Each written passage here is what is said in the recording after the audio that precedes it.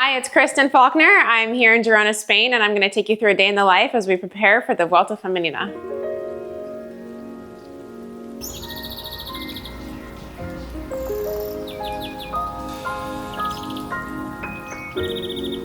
One thing I love about Girona, you can like go on big climbs, you can go on flats, you can go to the coast.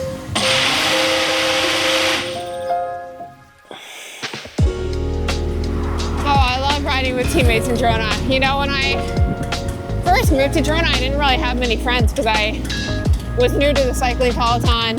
Hey guys! What do you say? And it's so nice having a team that has so many riders based here because A, you have teammates to ride with. If someone has like, you know, a good day or a bad day, you have teammates around. All right, thanks, Henry.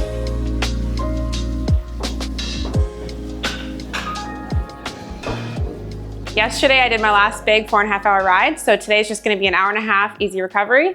I'm gonna go out with my teammate Henry, and then we're gonna come back, have our post-race shake, make some lunch, and drop off my bike with the team so they can drive it to the Vuelta. I'll take you through some pre-ride stretching routines that I do. I don't do this every day, but a few times a week, usually with a band and a ball and then a foam roller as well.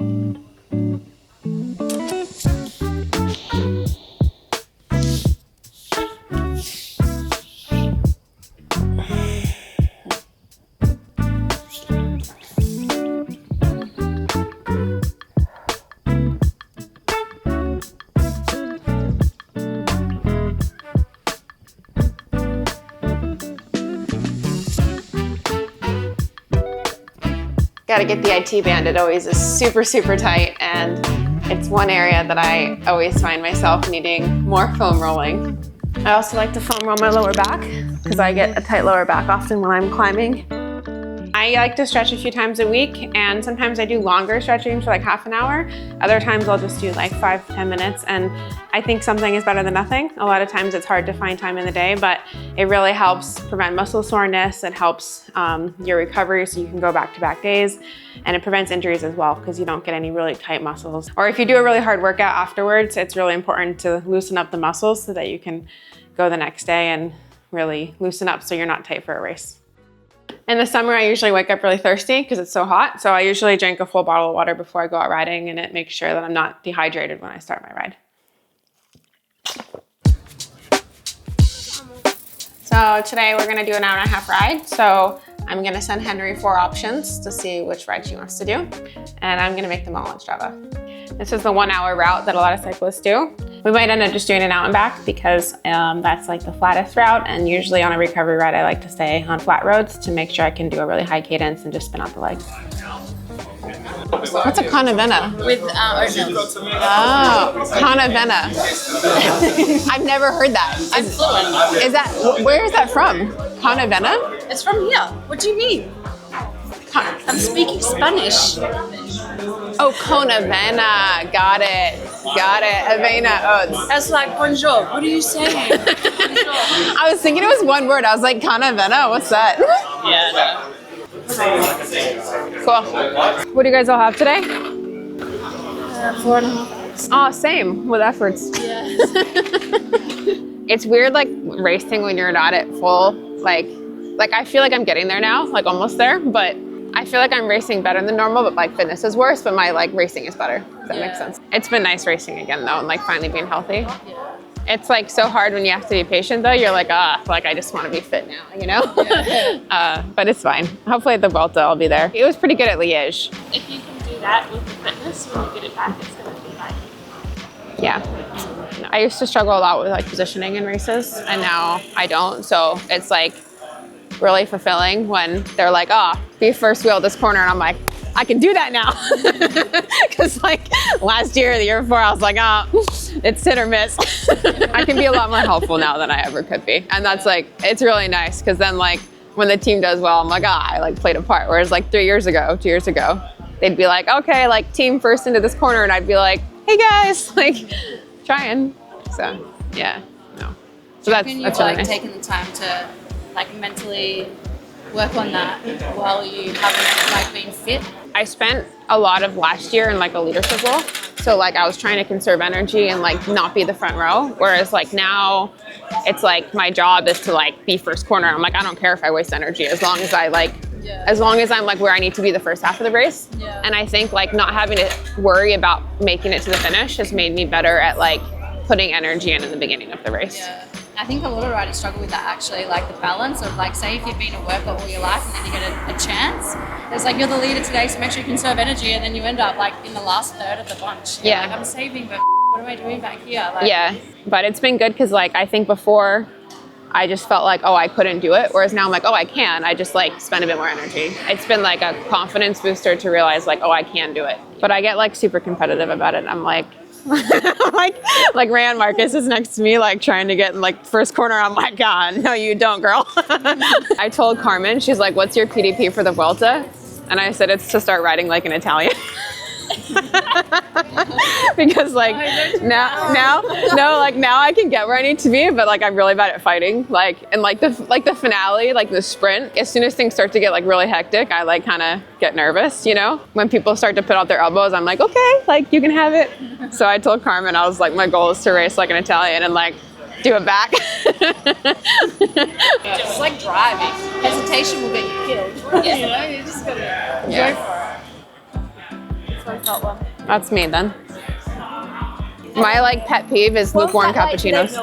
We did teen time trial training in Sierra Nevada, and the first one was really bad. The second one was so good, but it was like a slight downhill, so like you could just like slot in super easily. It felt really good at camp. I mean, it's a slightly different team, it's not everyone and everything, but I think we did a really good job. And I was going like 100 watts in the back because it was downhill. It was so nice. I was like, they was like, hey, how was TT training? And I was like, it was awesome. Like if every TT was like this, I'd be stoked. Yeah, how does this team do team time trials? Because a lot of teams do it a bit differently. Yeah, EF says swing out really far so it's obvious, and then do like a triangle, like out really far and then come back in and be really close in the drop as you get back. And Carmen's like she really wants us in the middle of the road, like in the center of the lane. Oh yeah, for your words, it was up, off, maybe wait, or 3, or in case someone was dropped. One thing that Greg said that's like a good tactic is if you have like the weaker riders in the team that are taking shorter turns, or you know they're not going to last to the finish, rather than them take a turn and then go all the way to the back, because then it's like another minute and a half before they are at the front again. And what you need to do is get them to take a turn and slot back in third wheel. So they do 2 fast turns. Yeah, and then pop off. So then the people behind get a longer rest, actually, like say us or something, and then you can do really good turns. All right, Babette, you ready for that? It's gonna be 30-30s for 3 minutes. All right. Ciao. Yeah.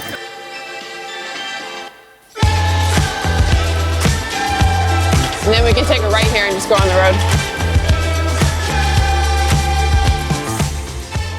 One thing I love about Girona, you can like go on big climbs, you can go on flats, you can go to the coast. Oh, I love riding with teammates in Girona. You know, when I first moved to Girona, I didn't really have many friends because I was new to the cycling peloton, new to Girona.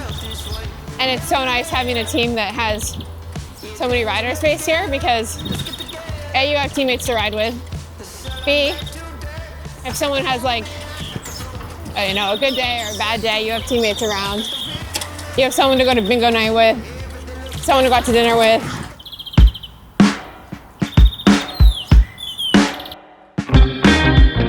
You're so skilled with the camera.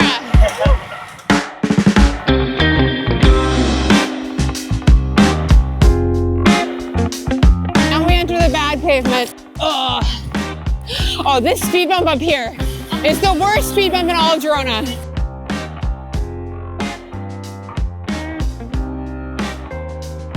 All right, thanks, Henry.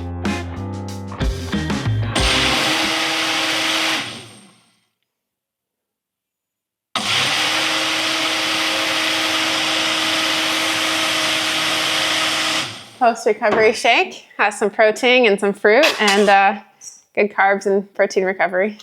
In the winter, I like having a chocolate recovery shake, and in the summer, I go with something fruity like blueberry. So this is a classic Spanish base of tomato and onion. And then I'm adding in some spinach, some chickpeas, and some pasta. I love fresh vegetables and fruit, so I do a lot of shopping at the outdoor farmers markets like twice a week. Yeah, I try to eat a lot of carbs, and normally on a recovery day, you don't need a lot of carbs, but because we're doing a hard session tomorrow and we have the Vuelta coming up, it's really important to keep the glycogen stores really high.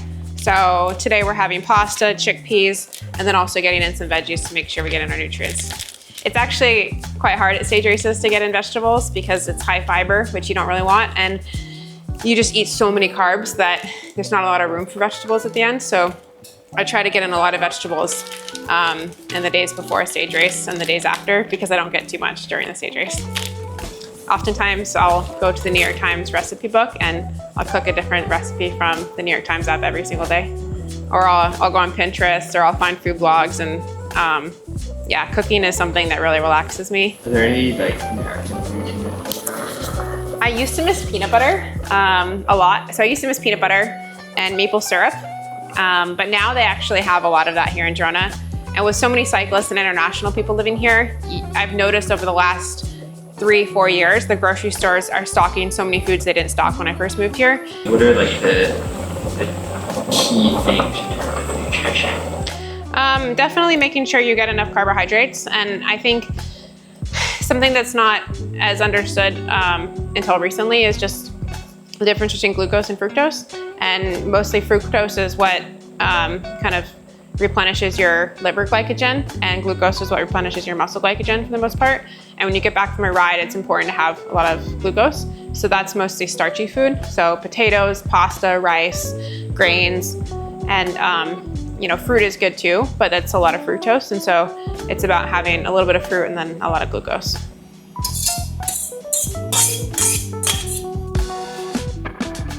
It's my Olympic bike.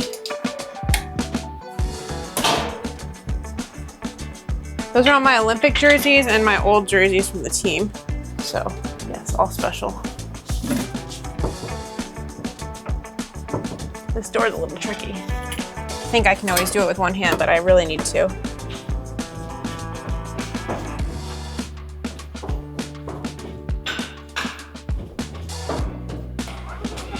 Hello. Hey. Perks of living in Girona is that when you need something, the team car comes and drops it off. I just like walking by this carnival thing with the horses. You always see kids in such good moods. We're gonna go to Consum where I buy groceries. It's one of the few supermarkets I go to because I buy most of my groceries at the farmers markets. What are we looking for? Quita manchas. It's a stain remover because I got turmeric stain on my white sweatshirt.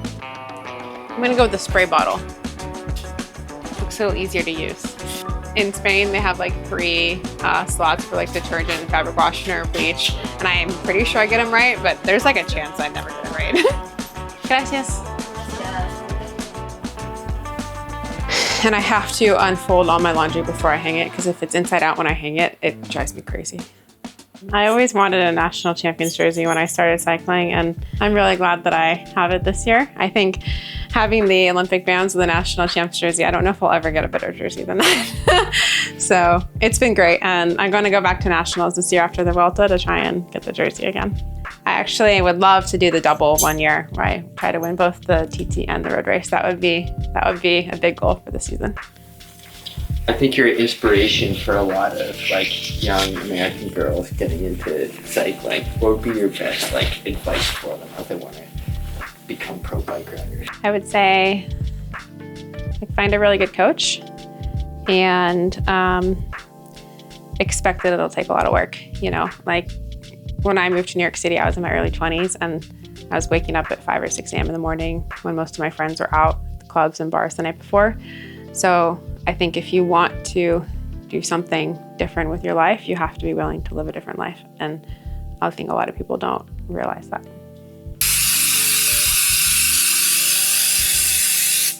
That might be too much. Whew, it stinks. Looks good. It's gonna be pearly white when I'm done. I like to do Norm Attack after really hard rides or on recovery days. especially as I lead up to races, because it makes sure that I can get proper recovery. I also do massage like once a week, sometimes twice a week during a really hard block. I like having big goals, you know, and after last year, I realized that if you have big goals and you work hard, you can achieve them. I also feel more comfortable in the peloton after last year. I think girls know me now, so I feel more comfortable talking to them. And if there's a rider that I've looked up to for my whole career, I feel more comfortable just going up and chatting with them or wishing them good luck or congratulations. It also made me realize that I have more goals in cycling. I think some people say like, oh, that was such a big victory. Like, how could you ever top it? Like, are you still motivated? But I actually think the Olympics made me more motivated because it made me more confident of what you can accomplish if you have goals. And so I'm actually more motivated than I was before the Olympics, which is really exciting. Has it brought extra pressure too? Maybe, but I don't feel it. I think for me, I'm able to really stay in my own head and not let external pressure, external voices get to me.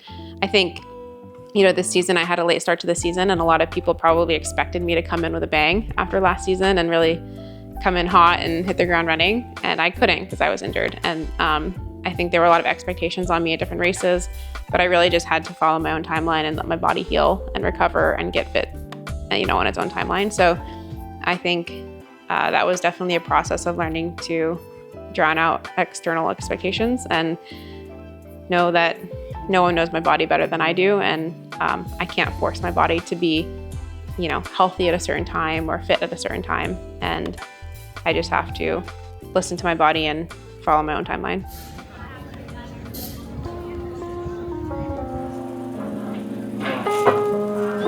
It's bustling out here.